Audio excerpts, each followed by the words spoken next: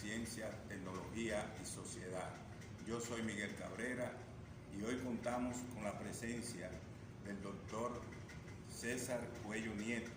César Cuello Nieto, quien es doctor y yo no sabía, doctor, ayer porque lo supe en la conferencia que usted estudió también filosofía, además de sociólogo, filósofo, y el doctor tiene también conocimiento sobre tecnología, que lo estudió en Estados Unidos, tuvo estudios en Estados Unidos y en Rusia también, de sociología y de filosofía. El doctor César Cuello va a analizar el tema impacto de la ciencia y la tecnología en un mundo en cambios y transformaciones. El doctor va a hacer una exposición y a partir de esa exposición entonces le voy a hacer algunas preguntas. El profesor César Cuello fue mi maestro hace muchos años, me impartió la materia lógica formal y dialéctica. Ahí fue que yo aprendí el concepto de la lógica diferencial, a la lógica formal, de la lógica dialéctica, porque en ese entonces los marxistas, el marxismo te enseñaba la lógica dialéctica, pero la lógica formal no. Uno no la aprendía sino era en las aulas universitarias. Y el doctor César Cuello era profesor de la Facultad de Ciencias Económicas y Sociales de esa materia, y recuerdo que la tomé con él, y ahí fue que comprendí esos conceptos, a diferenciar lo que era la lógica formal y la lógica dialéctica. Pero César Cuello Nieto no solo duró cerca de 40 años dando clases en la UAS, sino también que impartió docencia y tuvo en INTE, estuvo también dirigiendo FLASO. Es decir, tiene una experiencia vasta en lo que es también el problema de la ciencia y la tecnología. Es un gran investigador, un investigador a tiempo completo de toda la vida, siempre investigado, y hoy también traemos esos conocimientos que el doctor César Cuello va a impartirnos. Yo seré oyente de esa cátedra que él va a dar al inicio y luego le haré alguna pregunta. Buenas, doctor. Bien, ojalá en algún momento podamos hablar de esa experiencia de la enseñanza de la filosofía, particularmente de la lógica formal y dialéctica, porque extrañamente esas materias, con las modificaciones que vinieron luego de la caída del campo socialista, pues se consideró que no eran útiles, que no eran importantes. Yo creo que fue un tremendo error, pero bueno, así es el devenir. Mire, como vamos a hablar de ciencia, tecnología y sociedad, y el impacto de la ciencia y la tecnología, a mí me gusta comenzar hablando de esta temática, me gusta comenzar enmarcando la ciencia y la tecnología en la cultura y en la sociedad. ¿Por qué? Porque son elementos, dimensiones de la sociedad vivos. Son dimensiones que no permanecen estáticas, que están constantemente también cambiando, que son motores. En mayor o menor medida, la ciencia y la tecnología son motores de cambio social y cambio cultural, no solo económico. Entonces, me gusta enmarcar el movimiento de la ciencia y la tecnología en la sociedad y en la cultura. ¿Por qué?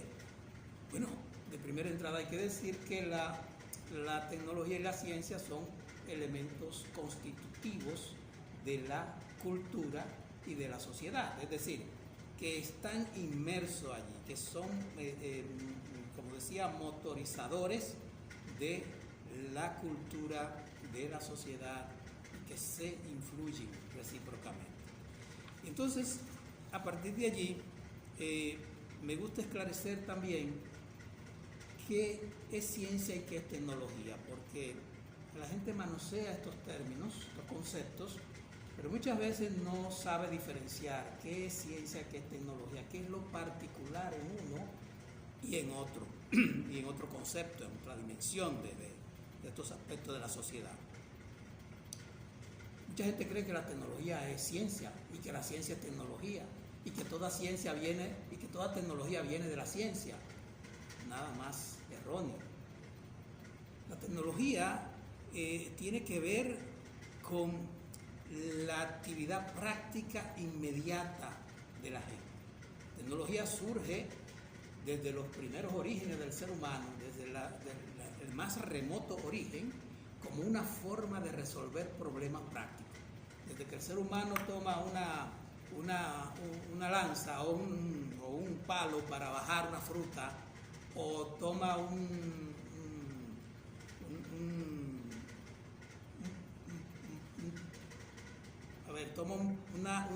una rama para golpear, para pelear, o un tronco para lanzarlo, una piedra para lanzarla, desde ese momento está construyendo tecnología, está haciendo tecnología, porque es más o menos eso. La tecnología es eso que interpone al ser humano entre él y el objeto que va a transformar. Yo estoy escribiendo con este lapicero. ¿Qué estoy haciendo? Por medio de mi mente, yo interpongo este artefacto y escribo. Entonces, eso siempre la tecnología con mayor o menor nivel de sofisticación. Entonces, eso es la tecnología, siempre una herramienta, siempre un medio para hacer cosas, para resolver problemas prácticos. Nadie comienza y hace una tecnología para ver qué pasa. No, siempre está motivado por una necesidad, por una aspiración, por un sueño, algo que quiere lograr el ser humano. Entonces, esa es la motivación, las aspiraciones humanas, las necesidades humanas, los deseos humanos. Y obviamente para hacer eso tiene que haber una guía, que es la mente humana. Por más elemental que sea la tecnología, implica un impulso de la mente, un pequeño plan, una motivación que está guiado por la mente. Y en eso no hay mucha diferencia entre ciencia y tecnología, pero la ciencia es algo intangible, es conocimiento. Aunque ya vimos en la conferencia de ayer que habían una serie de intangibles que eran tecnología también, aunque no necesariamente ciencia. Entonces hay que entender que lo que diferencia la ciencia y la tecnología es el fin que persigue cada una. La tecnología persigue resolver problemas prácticos, problemas inmediatos o mediatos, pero es resolver problemas. La ciencia busca comprender el mundo, busca crear conocimiento, crear un cuerpo conceptual, que luego se pueden aplicar y crear tecnologías, obviamente. Entonces, ahí viene la imbricación entre ciencia y tecnología, porque la ciencia se aplica, y le llaman entonces ciencia aplicada. Se aplica, no siempre es teórica, pero hay una ciencia que su motivación inmediata, su objetivo inmediato más bien, no es crear artefactos, crear medios para producir, resolver problemas, sino crear un cuerpo conceptual, crear un cuerpo de conocimientos que más tarde o más temprano podrían aplicarse, pero ese no es su fin inmediato necesariamente. Aunque de un tiempo a la fecha se hace ciencia para aplicarla de inmediato, y no hay esa brecha, no hay esa diferenciación como había en los orígenes, que por un lado se hacía ciencia y por otro lado se hacía tecnología. La tecnología generalmente estaba vinculada al quehacer productivo, a la industria, etc. La ciencia estaba vinculada a los laboratorios, a las academias y bueno, se hacían aparte. Pero la ciencia comenzó a aplicarse y los laboratorios comenzaron a hacer ciencia ligada a la tecnología. Y ya eso ha llegado a una dinámica en donde es muy difícil diferenciar dónde está la ciencia y dónde está la tecnología, porque la ciencia está impregnada, está embebida, está empotrada en las tecnologías. Siempre hay un conocimiento embebido, o sea, integrado a las tecnologías, sea un conocimiento elemental, intuitivo incluso, o sea un conocimiento científico conceptual. Dicho esto, entonces, podemos decir que el medio fundamental de la ciencia es el escudriñamiento, es cuestionar la realidad para sacar conocimiento. Y en ese proceso pues hay un proceso de transformación de la realidad, porque no solo metafóricamente hablando, sino que esa transformación de la realidad, y yo lo hablaba esto en mis clases de lógica dialéctica, esa transformación es muchas veces mental, teórica. Se descompone el objeto mentalmente. No siempre la descomposición que hace la ciencia del objeto que estudia es física, material, como en un laboratorio. Muchas veces, sobre todo cuando se trabaja en el plano de la sociedad, usted no puede desmembrar los grupos sociales o el objeto social, el objeto individual que está estudiando. Usted tiene que hacer un desmembramiento, pero mental, ¿no? Entonces se desmembra el objeto mentalmente, se analiza y luego se estudian esas partes y se integra luego. El proceso que va de lo particular a lo general, de lo abstracto a lo concreto y todo esto, ¿no? En ese proceso, decía, hay un impacto en la cultura. Cuando se genera nuevo conocimiento, se está impactando en la forma de ver el mundo, en la forma de hacer las cosas, en la forma de entender tanto la sociedad como la naturaleza, como el mismo ser humano. Es decir, esta dinámica es así. Cuando Darwin formula su teoría de la evolución, pues esto impactó en la forma de ver el mundo, de entender el mundo, de entender la evolución humana, ¿no? Obviamente. Cuando Marx crea su teoría del materialismo histórico de la sociedad, crea un impacto tremendo, porque es otra forma de ver el mundo a partir no de fórmulas mágicas ni de voluntades mágicas, sino de una dinámica propia, de una dinámica de las mismas fuerzas que integran la sociedad, sobre todo las fuerzas productivas, las fuerzas sociales, la voluntad humana, obviamente, y por supuesto la incidencia de la historia sobre la misma sociedad. El conocimiento entonces crea nuevas visiones del mundo, impacta en cómo la gente se percibe, cómo la gente percibe la sociedad, percibe la realidad y percibe la naturaleza. Obviamente esto crea un tremendo cambio. Las personas cambian con esa nueva visión. La sociedad cambia con esa nueva visión. Las instituciones se modifican, obviamente. En todos estos procesos que crea la ciencia, que impactan en la sociedad, en el individuo, en la naturaleza, pues hay resistencia al cambio. Y basta poner el ejemplo de la resistencia que puso por muchos años la Iglesia Católica, las instituciones religiosas, a la teoría de la evolución, hasta tal punto que hace relativamente poco tiempo que la Iglesia Católica pues desatanizó, por decirlo de alguna manera, la teoría de la evolución de Charles Darwin. Entonces, la ciencia es motivo de cambio social, impacta, cambia. Yo no estoy diciendo necesariamente para bien, porque el impacto puede ser negativo, puede ser positivo, puede ser negativo. Generalmente se asume que el cambio social motivado por la ciencia es positivo, pero no todo el mundo lo ve así. La tecnología, por su parte, impacta, pero de manera más inmediata.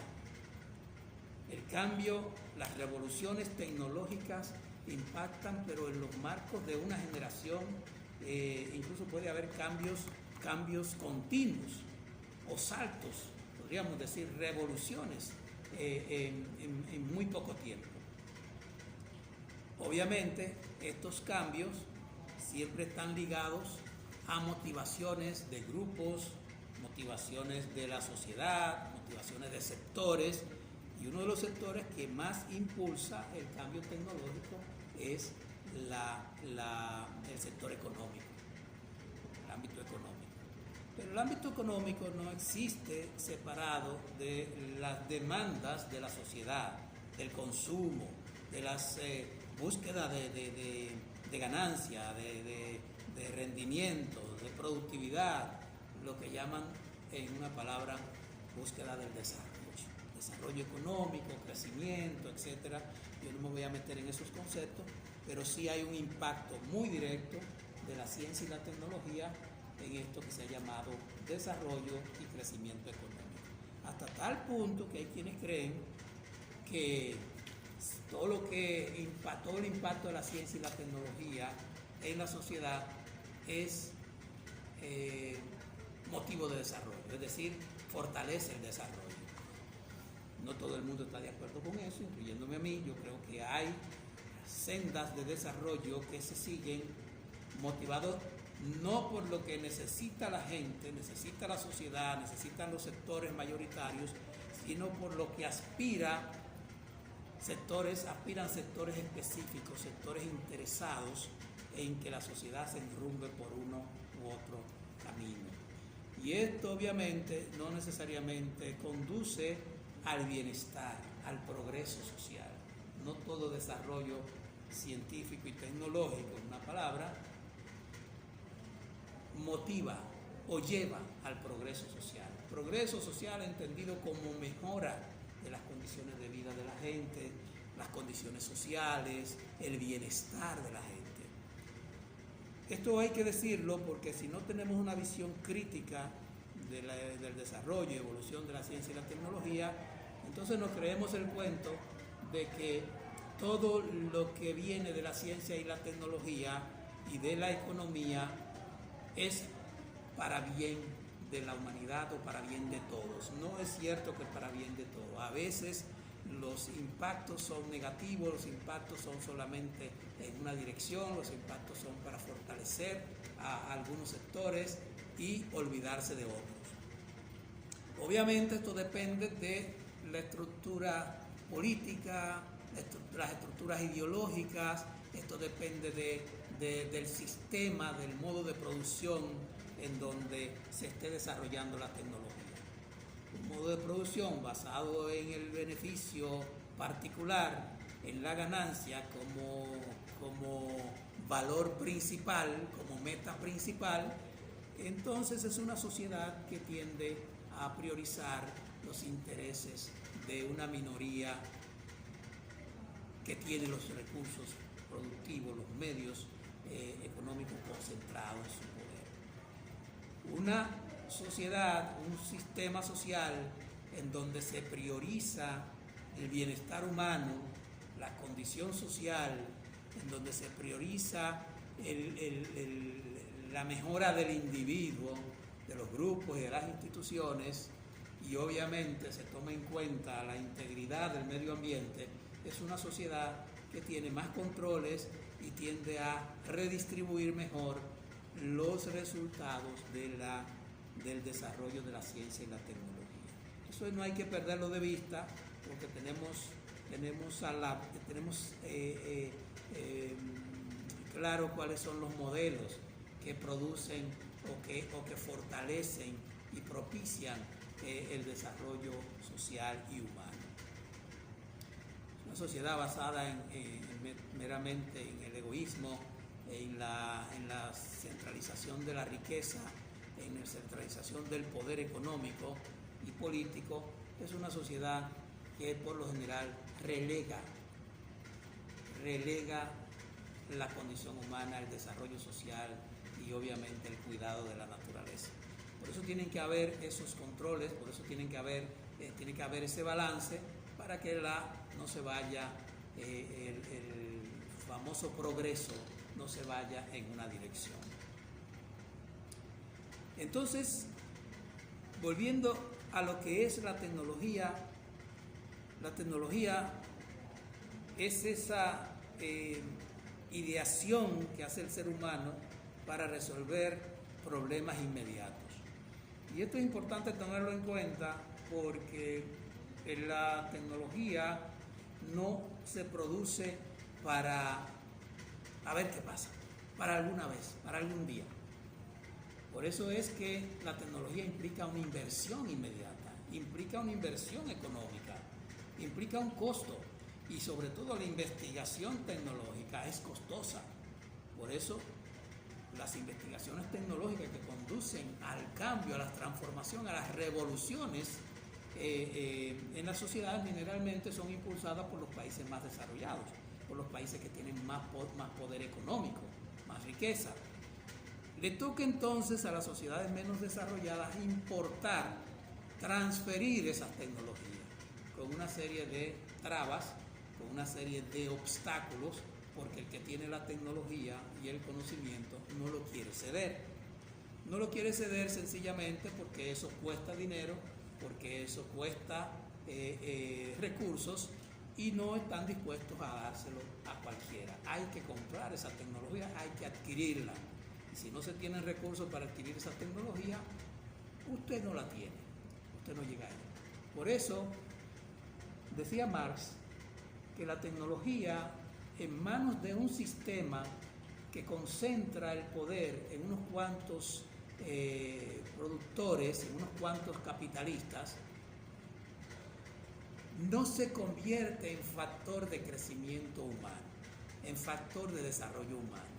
Al contrario, empobrece a los sectores más desposeídos. Eso lo dijo Marx en el siglo antepasado, el siglo XIX, la segunda mitad del siglo XIX. Cualquiera me diría, eso ya no tiene vigencia. Ahora, cuanto más se produce tecnológicamente, cuanto más impacto tiene la tecnología, más se le toca a los de abajo. Bueno, eso pretenden algunos, decirnos que hay que producir, hay que invertir en tecnología, porque entonces hay un crecimiento y mientras más crece, viene entonces la famosa teoría del derrame. Algo va a derramar y le va a caer las migajas a los que están abajo, pero es migajas. O sea, siempre va a haber esas élites que se están aprovechando del desarrollo científico y tecnológico y que son los que tocan la mayor parte. Y me dirán, bueno, claro que sí, que tiene que ser así porque yo puse el capital. Sí, usted puso el capital, es verdad, pero alguien puso su fuerza de trabajo, sus energías físicas y mentales para que usted pusiera en movimiento su capital, su riqueza. Entonces no lo olvide, porque si olvida eso, usted está diciendo que usted está trabajando con sus propias tecnologías y con sus propios medios de producción y que entonces los otros no están aportando nada. Y eso no funciona así.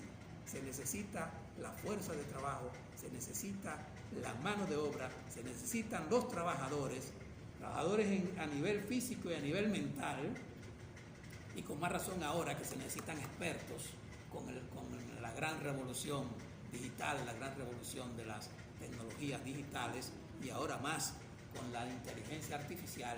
Necesitan mentes formadas, necesita la energía intelectual.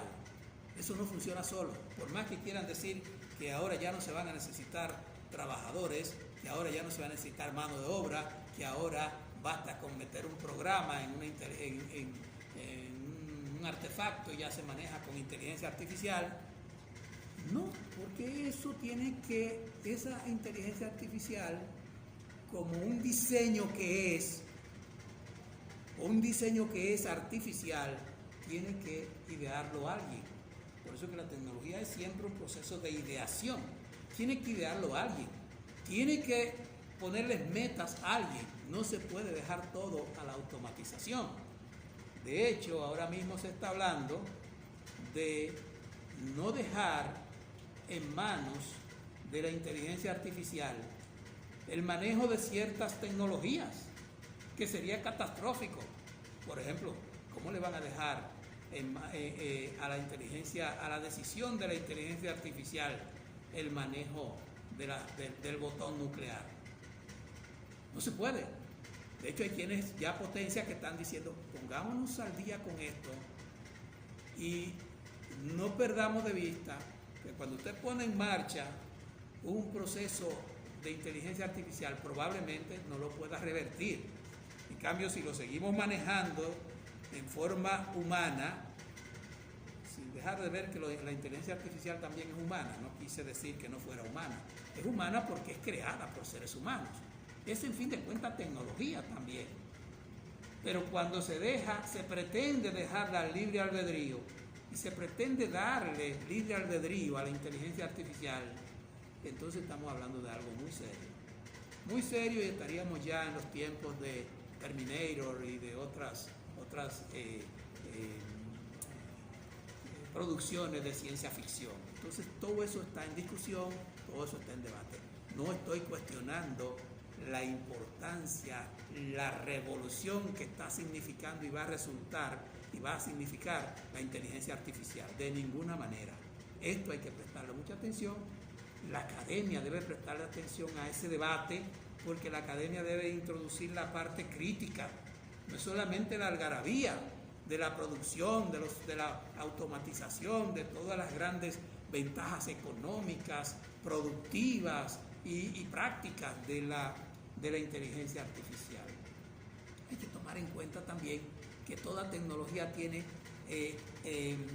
impactos positivos, impactos negativos, impactos detrimentales, por decirlo de alguna manera, y impactos que van a edificar, ¿no?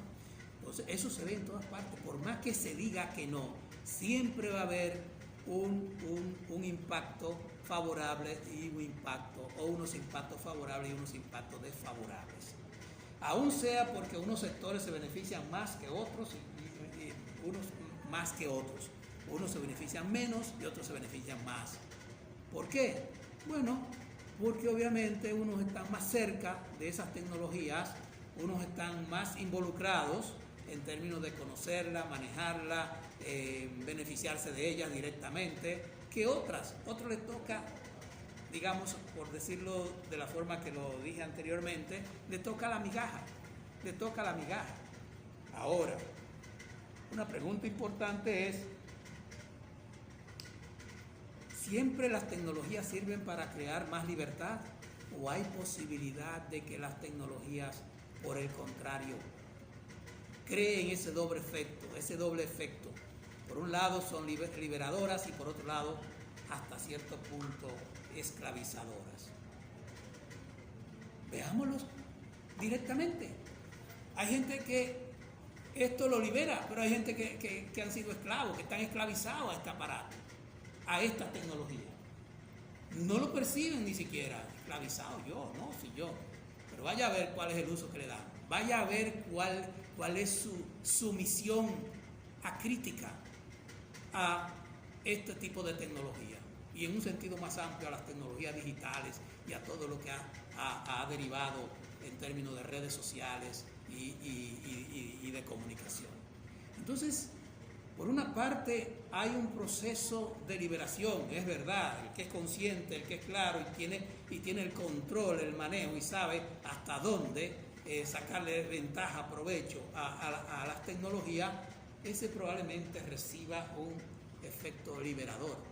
Pero el que es ciego en el manejo de las tecnologías, el que es solo consumista, el que solo ve lo que entiende positivo y no es capaz de tener una visión crítica, un uso crítico, pues ese es prácticamente una persona alienada, para usar un término también que se ha usado mucho dentro de la filosofía marxista, alienación. ¿Por qué alienación o enajenación? Porque está fuera de su mundo, no está utilizando su mente en el sentido estricto de la palabra, está esclavizado, está sometido al uso ciego, al uso irreflexivo de unas tecnologías que podrían ser más beneficiosas, que podría sacársele más ventaja. Y vuelvo a la academia de nuevo. Le toca a la academia y le toca a los sectores más claros, más críticos, introducir el pensamiento crítico a propósito de las tecnologías, del desarrollo tecnológico y de la misma ciencia. Alguien dijo alguna vez, refiriéndose a la ciencia, que ciencia sin conciencia es la muerte del alma. Una frase que no es hueca, no es vacía. Eso lo dijo un señor llamado, se me fue el nombre, un francés. Ciencia sin conciencia es la muerte del alma. ¿Qué significa esto? Que una ciencia ciega, una ciencia que no ve el entorno críticamente, una ciencia que no irradia bienestar, que no está orientada al bienestar humano y social, realmente es una ciencia que mata la conciencia, que mata la conciencia humana. Por eso este señor dijo, reveláis, o no sé pronunciarlo en francés, pero reveláis, leído en puro español. Tal vez mis amigos que saben francés podrán apoyarme en esto cuando oigan que yo estoy diciendo reveláis. No sé cómo se pronuncia. Si fuera los idiomas que yo domino, lo podría decir. En fin, estoy diciendo que le toca a la academia, le toca a los académicos, le toca a la gente que puede ver el lado crítico, que puede introducir el lado crítico, llevar esa conciencia. No es posible que estemos produciendo generaciones ciegas ante el desarrollo tecnológico, pretendiendo que son libres cuando en realidad están siendo esclavizados por la tecnología. Y no se dan cuenta. De ahí no puede salir nada bueno. De ahí no puede salir personas que les guste leer. Yo lo noto, hay personas que no son capaces de leer más de una línea. Cuando le presenta un párrafo, y yo lo veo en mi Facebook, en mi página de Facebook, cuando mando más de un párrafito, ya nadie lo lee y me doy cuenta. Nadie lo lee o muy poco lo lee. Ya no, un artículo que lleve más de un párrafo, más de 3 líneas, y eso es mucho, ya no lo lee. ¿Por qué? Porque esto genera una pereza mental, una tremenda pereza mental. Nadie quiere leer ahora. Los más tercos seguimos produciendo libros, seguimos produciendo artículos, porque entendemos que tarde o temprano eso va a servir para esa visión crítica del desarrollo tecnológico y de la ciencia. Entonces hay que prestar atención a esto, porque no es posible que estemos produciendo generaciones de gente estupidizada, por decirlo de alguna manera, idiotizadas, creyendo que son libres, cuando en realidad están alienados, están enajenados. Y vuelvo a la pregunta, ¿la tecnología es liberadora o es esclavizadora? No, de manera absoluta, ni una cosa ni la otra. Ni una cosa ni la otra. Vuelvo a la expresión de Marx de que la tecnología en manos de los monopolizadores de los medios económicos y del poder es esclavizadora. A ellos no les interesa la visión crítica, a ellos no les interesa la liberación de la gente, de las mayorías, de los de abajo. Ahora, en manos de un poder, de un Estado que pone como meta no el beneficio, no la ganancia, sino el bienestar social y humano, la tecnología tiene más posibilidades de ser liberadora. Ojo, tampoco estoy diciendo que la tecnología en manos del Estado no pueda ser esclavizadora. Cuidado con esto, que ya lo hemos vivido y lo estamos viviendo también. Porque el monopolio del Estado, el monopolio de la tecnología y la ciencia por parte del Estado también se puede convertir en un factor de alienación. Pero si ese Estado realmente se ocupa de atender la necesidad de la gente, de orientar los procesos de desarrollo científico y tecnológico hacia el equilibrio natural y el desarrollo social y productivo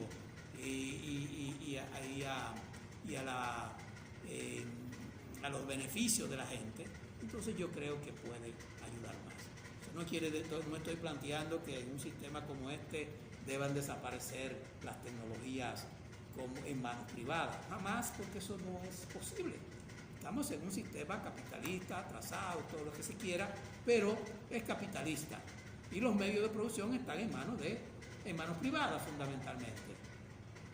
Tampoco tienen que estar en manos del Estado. El Estado tiene una función en este sistema que es fundamentalmente reguladora, aunque tiene que tener sectores estratégicos que sirven a la gente.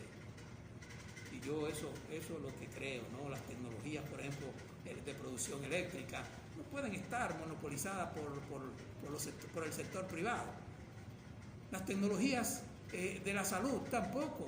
deben estar monopolizadas. Las tecnologías educativas tampoco deben estar monopolizadas. Eso no significa que no incursione el sector privado, pero no pueden estar monopolizadas porque todo esto tiene una incidencia directa en las condiciones de vida de la gente, en el bienestar de la gente, en la edificación de un ser humano consciente, de un ser humano crítico, ¿no? Entonces eso no nos va a llegar por el lado privado, olvidémonos de eso, porque ese sector se mueve nada más por intereses inmediatos.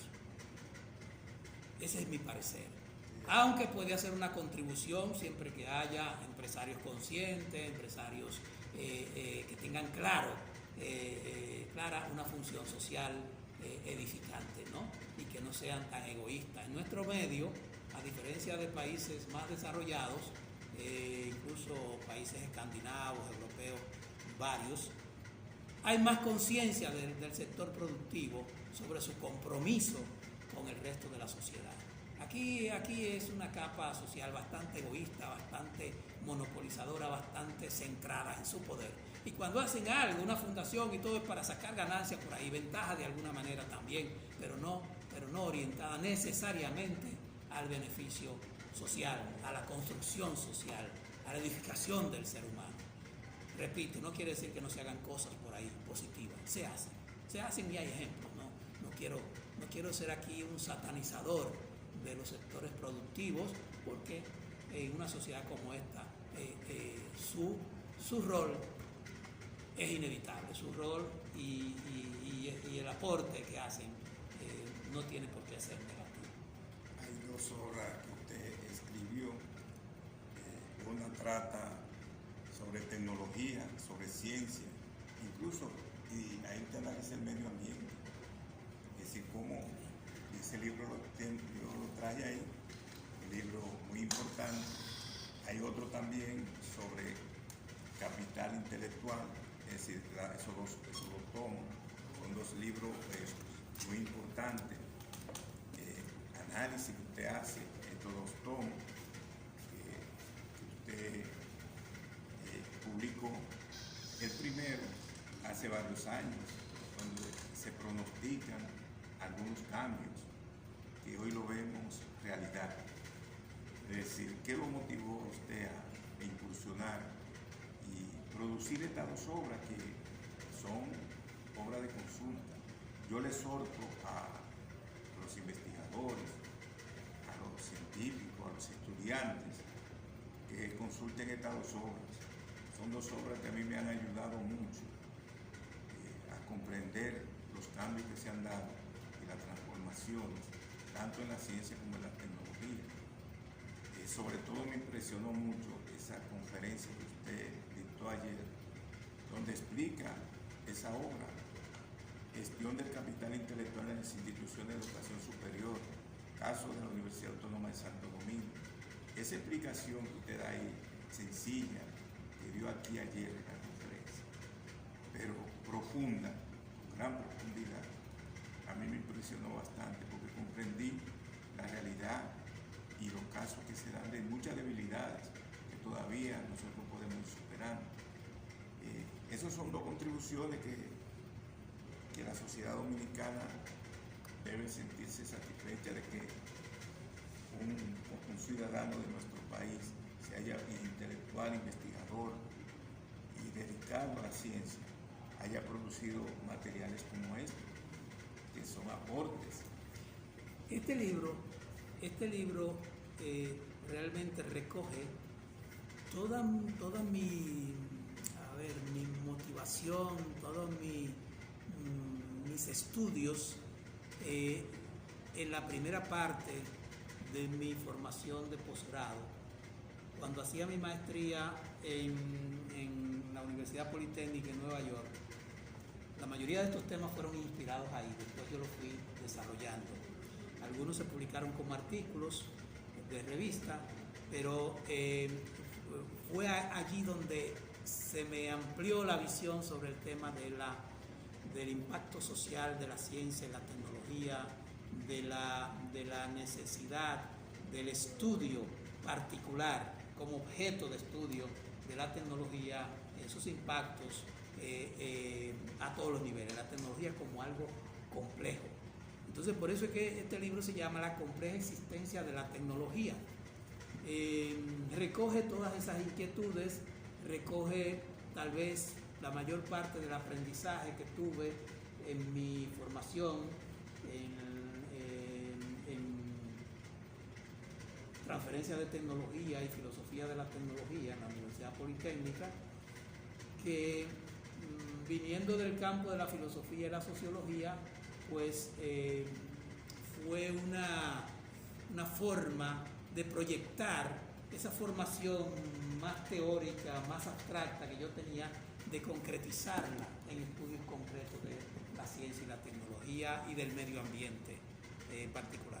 Este libro lo publicó el Banco Central en el 2012. Ya los que recibí yo están agotados. Los últimos los puse en la Feria del Libro para que algunos los adquirieran, incluyendo usted lo adquirió. Y creo que todavía hay en el Banco Central. Si a alguien le interesa obtenerlo, pues tendrá que ir al Banco Central, la biblioteca del Banco Central, creo que lo puede obtener. Por lo menos eso me dijeron al inicio. Yo no sé si ya se agotaron, ya se le agotó a ellos, pero ahí. Si no, está en algunas bibliotecas. El otro libro fue otra etapa de mi formación. Estas fueron investigaciones, más que todo algunas investigaciones prácticas, viajes a diferentes lugares, observación directa, pero más que todo fueron investigaciones bibliográficas, muchas de ellas. Pero este libro es una investigación teórico-práctica de mis últimos años aquí en la Universidad Autónoma. Me interesó el tema porque ya comencé a leer y vi que el capital intelectual venía de la mano del desarrollo tecnológico ya en el siglo XXI, venía de la mano de los avances de las tecnologías, y yo decía, bueno, pero es que de más en más la sociedad o las organizaciones se manejan con conocimientos, se manejan con tecnologías digitales, se manejan con intangibles. Entonces ya el capital ya no es capital tangible, ya no es un objeto, ya no es un medio físico como se definió a finales del siglo, como lo definió la economía clásica, política clásica en el siglo XIX. Ahora las tecnologías vienen,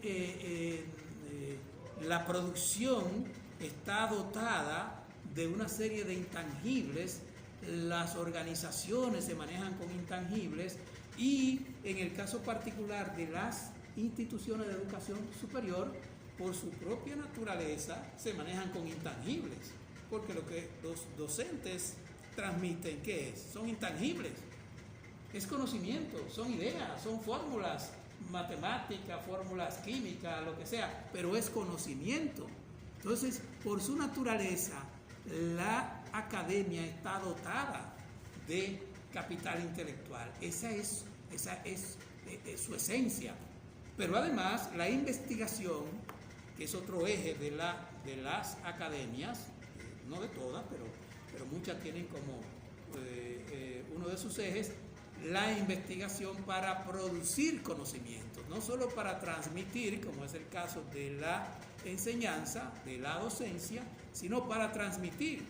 Pero también el conocimiento que se genera en la investigación retroalimenta la docencia, como debe ser, porque tenemos un déficit bastante serio en investigación que no permite la deficiencia en producción de conocimientos, lleva a que no todo el que imparte docencia esté retroalimentando su docencia con los conocimientos que está generando, aunque no tiene por qué generarlo necesariamente, sino que puede tomarlo prestado de los libros que se están produciendo. Pero con el tema de Internet y las tecnologías digitales, de más en más se está leyendo menos libros. Entonces es fácil copiar 2 o 3 cosas y írsela a dictar a los estudiantes. Eso es trágico. No. El verdadero conocimiento está en libros, aunque sean digitales. Entonces no es en memes, no es en anécdotas, no es en 2 o 3 frasecitas aisladas por ahí. Está en los libros, en los textos, sean digitales o sean físicos. ¿Cuál es la ventaja que nos traen las tecnologías digitales? Que hay una tremenda cantidad de bibliografía que se puede accesar por vía digital. Y hay un montón de bases de datos, y hay un montón de fuentes que están accesibles en las redes digitales. Entonces, eso es una gran ventaja. Pero no hay un hábito necesariamente de los docentes, de muchos docentes, de ir allá a esas fuentes digitales.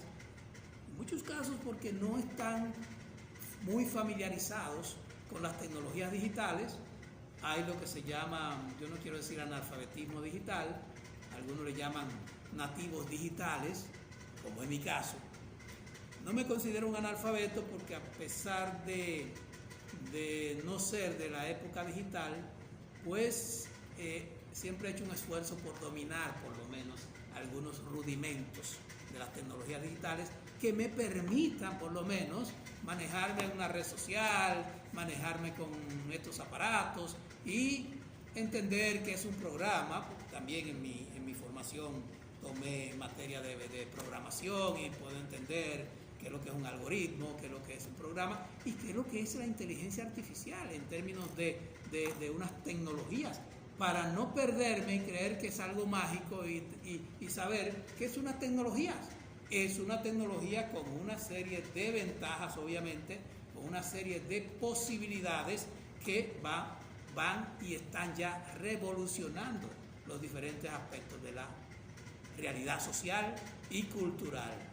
Y cuando hablamos entonces de impacto, yo creo que además de los impactos que ha habido en todas las tecnologías digitales y cibernéticas, además de esos impactos que han sido revolucionarios, transformaciones revolucionarias, las tecnologías de la inteligencia artificial que vienen de la mano también con estas tecnologías.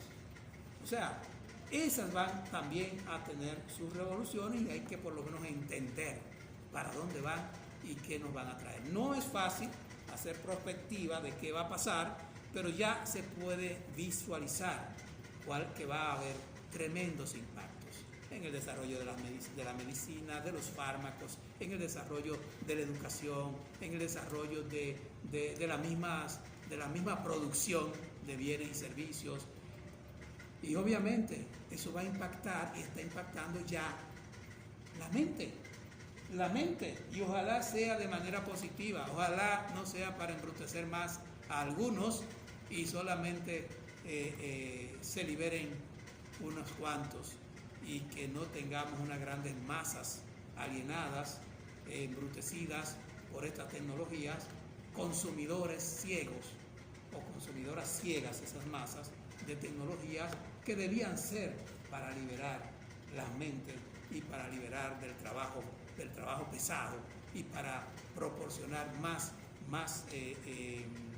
bienes y servicios al alcance de la gente, ¿no? Bueno, doctor César Cuello Nieto, es un placer tenerle aquí, pero yo creo que usted debía de, aunque sea participar más en este programa, porque esas orientaciones que usted ha dado son necesarias en un programa como este que se llama Hablemos de Ciencia, Tecnología y Sociedad, y que el pueblo y todo estudiante, investigadores, profesores necesitan de esas orientaciones, de estos trabajos que son para contribuir, para aportar.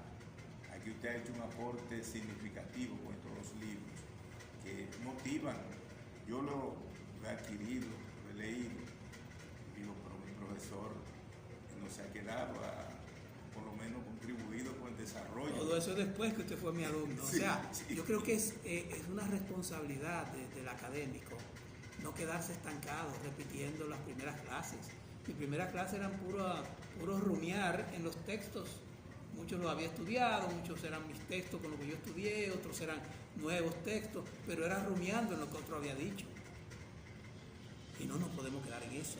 hay que investigar, hay que seguir investigando, hay que seguir formándose, porque además tenemos una responsabilidad con las nuevas generaciones, con las generaciones que van pasando con nosotros. No podemos tener medios avanzados y nosotros rezagados. Ahora mismo cualquier muchacho todavía en primaria nos deja mal parados con el uso de muchas tecnologías y muchos conocimientos que andan por ahí. Los más destacados, los que no se alienan, nos dejan mal parados. Pero yo quería decir también que estos libros son esfuerzos que yo he querido dejar, porque uno pasa, todos pasamos, y los he querido dejar aquí como, tal vez sería mucho decir legado, pero está ahí, porque tampoco no me gusta mucho exhibirme. A mí no me gusta mucho exhibir lo que hablo, está ahí, no. Pero no ando buscando programas que me inviten, ni siquiera estoy viviendo ahora en el país por razones familiares, entonces no puedo, a no ser que se haga virtual y todo, ya yo me voy pasado mañana, estuve aquí 6 semanas y tengo que volver por razones familiares a irme. Entonces tampoco me gusta andarme exhibiendo, hay quienes manejan 2 ideas y las andan repitiendo por ahí, los invitan. Yo no estoy haciendo currículum realmente ya. Yo estoy dejando lo poco que domino, lo quiero dejar escrito y lo estoy dejando escrito para la posteridad y para mis contemporáneos, pero no ando exhibiendo,me no ando buscando espacio, no ando buscando popularidad, no aspiro a nada. Simplemente dejar plasmado lo poco o mucho que domino, dejarlo ahí, porque no, siempre he sido reacio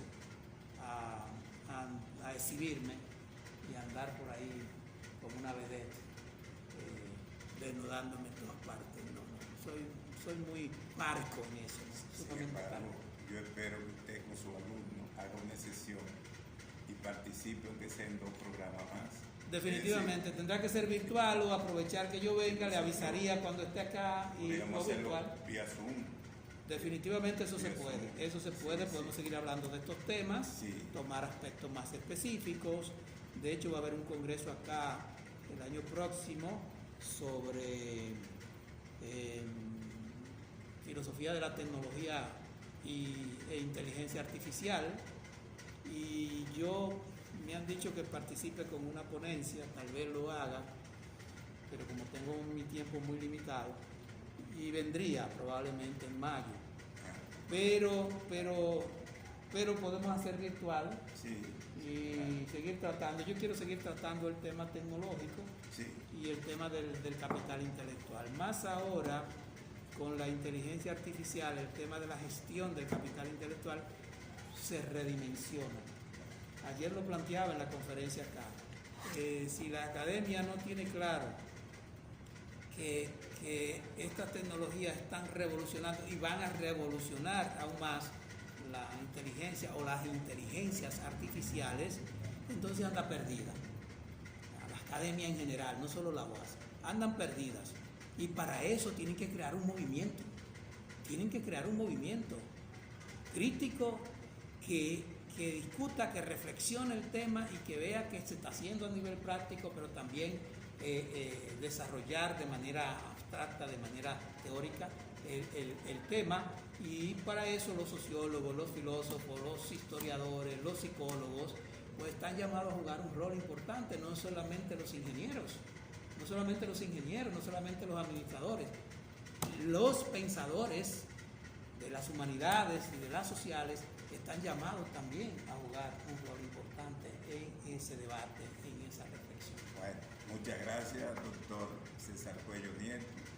Será hasta la próxima en su programa Hablemos de Ciencia, Tecnología y Sociedad con Miguel Cabrera. Muchas gracias. Gracias.